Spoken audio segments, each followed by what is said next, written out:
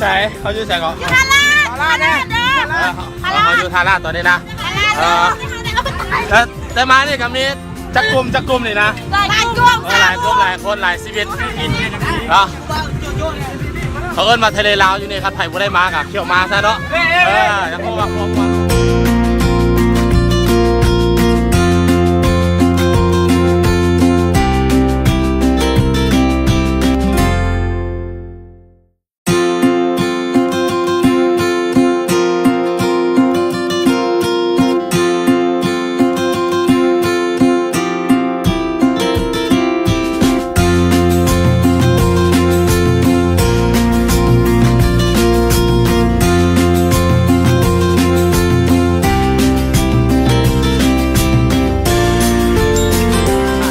วัยรุ่นกำลังนิยมมาในตอนนี้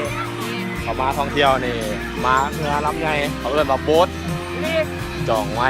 แล้วก็มา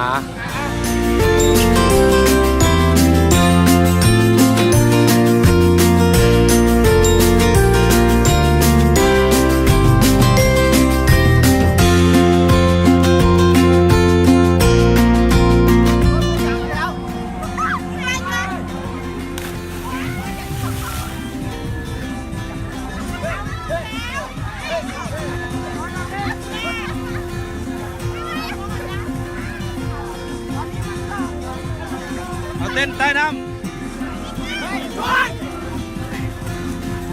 วันนี้นะเขามาดิทาราดแล้วก็มาเตลิลาวน้ำใสธรรมชาติสวยงามจะให้ทุกคนได้ลองมาสัมผัสบรรยากาศ